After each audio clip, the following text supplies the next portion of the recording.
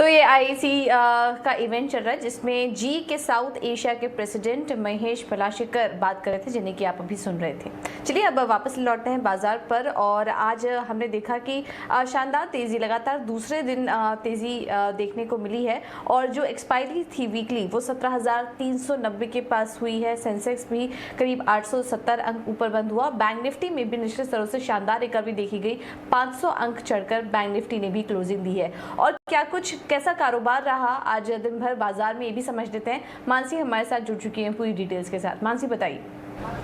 बिल्कुल, तो weekly expiry के दिन धुआंधार तेजी देखने को मिली। दिन भर बाजार में अच्छे ट्रेड्स देखने को मिले, मजबूती के साथ कामकाज हमने देखा। सेक्टर स्पेसिफिक, स्टॉक स्पेसिफिक और इंडेक्स में भी तेजी ही तेजी छाई रही और क्लोजिंग तक की तेजी जो है वो कायम भी रही। अब निफ्टी में सबसे ज्यादा तेजी वाले स्टॉक्स की अगर बात करें, हमने देखा Reliance, Infosys, HDFC bank, TCS जैसे स्टॉक्स इस सूची में शामिल थे, जहां पर सबसे ज्यादा तेजी बाजार को मिलती हुई दिख रही थी। तो कह सकते हैं कि पुलर्स थे जो कि निफ्टी को आगे बढ़ाने में मदद कर रहे थे। ड्रैगर्स यानी कि लूजर्स की अगर बात करें, कमजोरी कहां पर हावी होती हुई दिखी? भारतीय Airtel, Tata steel, Cipla, Hindalco, JSW steel जैसे स्टॉक्स हमने देखा।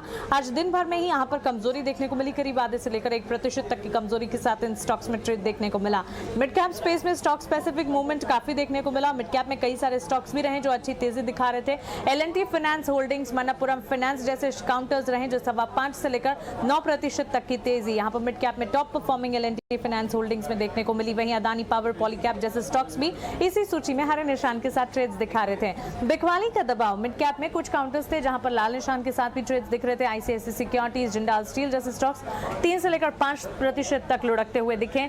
Emami limited, Adani total gas, Adani group के स्टॉक्स और पर्टिकुलरली अदानी टोटल गैस जहां पर अच्छी तेजी दिखती है, आज कह सकते हैं विपरीत एक्शन दिखा और लाल निशान के साथ बिकवाली का दबाव देखने को मिला। इस बीच गेनिंग सेक्टर्स की अगर बात करें, एक भी सेक्टर नहीं था जहां कमजोरी थी। तमाम सेक्टर्स, तमाम पॉकेट्स में अच्छी तेजी के बीच कामकाज देखने को मिला। शुरुआती तेजी जो सबसे ज्यादा यहां पर देखने को मिली, निफ्टी एफएमसीजी स्पेस, धुआंधार एक्शन वहां पर दिखा। उसके ठीक पीछे आईटी स्पेस भी अच्छी परफॉर्मेंस दिखाते हुए निजी बैंक क्षेत्र, ऑटोमोबाइल स्पेस, फाइनेंशियल सर्विसेज और फार्मा। ऑफकोर्स फार्मा पर, बायोकॉन पर नजर जरूर रखिएगा क्योंकि बायोकॉन का स्टॉक आज 6% तक बढ़त के साथ ट्रेड कर दिखा रहा था और क्लोजिंग में भी करीब 6% तक की ही तेजी देखी। और फार्मा स्पेस इन ऑल हमने देखा है स्लोली एंड इवेंचुअली एक बड़े करेक्शन के बाद अब तेजी की तरफ बढ़ता हुआ और इस बढ़ने की कोशिश में कामयाबी भी हासिल होती हुई दिख रही है। तो वीकली एक्सपायरी में निफ्टी अगर देखेंगे, हमने वहां पर 17,392 के लेवल्स पर 17,400 को पार भी कर लिया एक बार और यहां पर 17,392 के लेवल्स पर क्लोजिंग देखने को मिली। सेंसेक्स में भी अच्छी बढ़त के बीच ही कामकाज दिखा।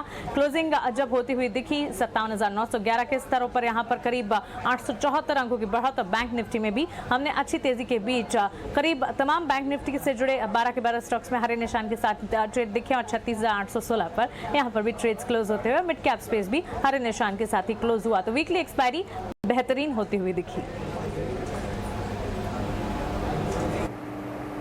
ओके, तो बेहतरीन वीकली एक्सपायरी इस बार होते हुए दिखी। बहुत बहुत शुक्रिया मानसी सही जानकारी देने के लिए। चलिए अब वापस से चलते हैं आईसी कॉन्क्लेव और वहां पर लगातार दिग्गज एक्सपर्ट्स का व्यू आपको मिल रहा है हर तरीके से। और ऐसे में टाइम्स नेटवर्क के सबसे बड़े आयोजन इंडिया इकोनॉमिक कॉन्क्लेव में टाइम्स ग्रुप के एमडी विनीत जैन ने कहा कि मुश्किलों के बावजूद भारत तेजी से ग्रोथ कर रहा है। India is among the countries that are recovering the fastest from the pandemic, and all indicators are pointing upwards, with most sectors reporting equal, if not better, conditions than before. A recent IMF working paper indicates that India has rapidly pulled its people out of extreme poverty in the last decade. We have achieved all of this within 75 years of becoming a sovereign democracy. India is not an overnight miracle. It is a masterpiece in the making. Firm as ever in our dedication to grow, despite challenges at home and disturbances around us. We continue to march on undeterred, unwavering, and unstoppable. It is this relentless spirit that the world sees as the greatest dividend of our democracy. To further deliberate on this advantage at this year's IEC is the theme, the great Indian democratic dividend. और IC में वेदांता के chairman ने कहा कि निवेश को लेकर भारत की तरफ रुझान बढ़ रहा है। India has emerged as our minister has said, as a all the leaders, if you go and look at India, whether in a political number 10 or White House or EU or African nation, most of the leaders are Indian. The most faithful, the leaders want the next person to be Indian, because they can trust him. And this is how they are forming the policies for the government, they are forming policies for the business, they are forming whether it is a science and technology, whether it is a geopolitics, everywhere Indians are coming forward. All of you know that most of the best company in the world and the financial sector headed by Indian. Indian is the first choice. Any mutual fund in the world, if the CFO is Indian, their share price goes up.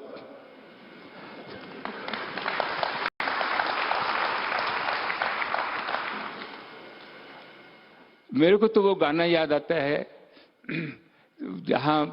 जहां डाल डाल पर सोने की चिड़िया करती थी बसेरा, वो भारत देश है मेरा।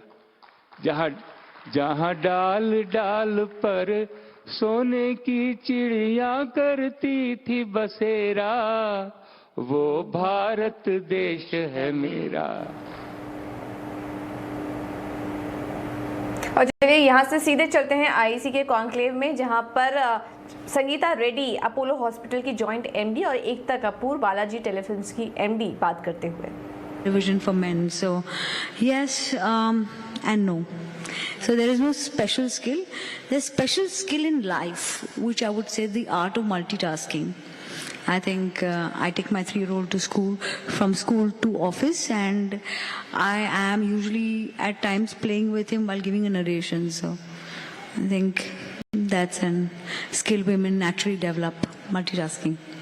But very interesting thing, as a follow-up I want to ask you, since you brought up the issue of, the male gaze and how the films largely function through the male gaze, how did you cut through that?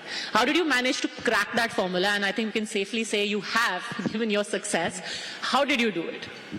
Because I think I don't look at life or content with a male or a female gaze, but if I'm making a story which is about men, I channelize the inner alpha man in me and play it out. I mean, I think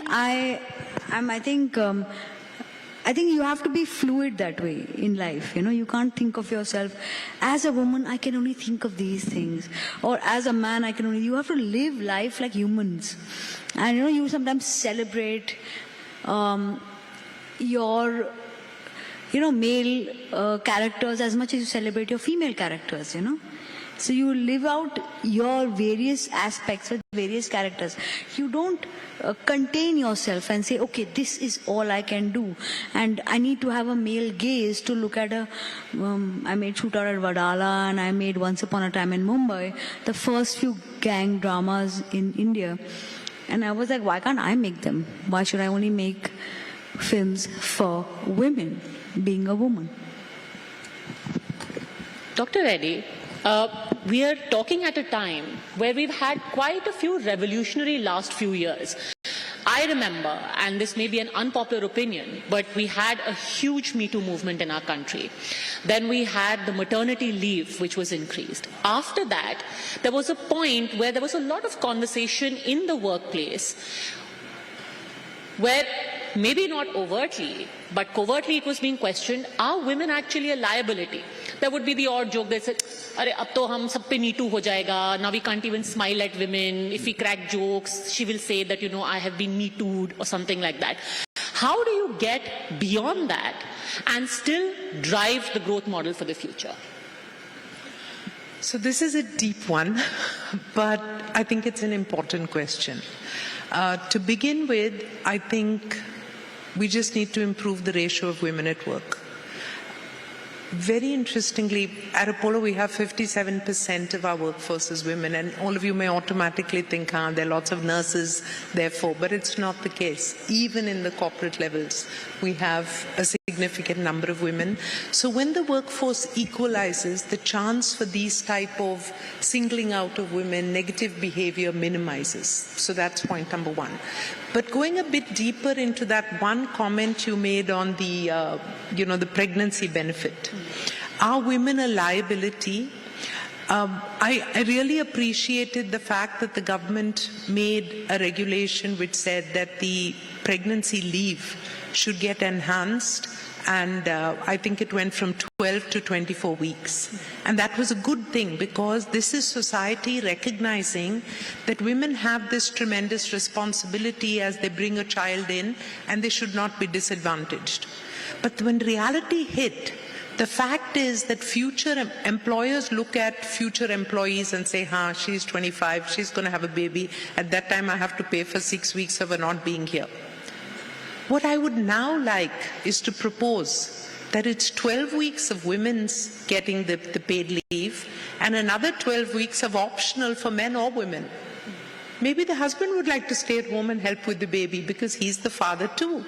So how do we change the narrative? Change the lens, that it's not just the woman's responsibility and therefore we have to protect her, but it's a joint responsibility of society and of the parents, and therefore we must create an enabling framework and an ecosystem to build this equality. And so I'm not, acknowledging the fact that it's there. We have to acknowledge, appreciate and understand that in this diverse country there will be many, many situations. They're going to be the great employers and they're going to be the people who think in this manner. They're going to be the outstanding fathers who say, let me find a way to share half the, I'm not going to say burden, let me share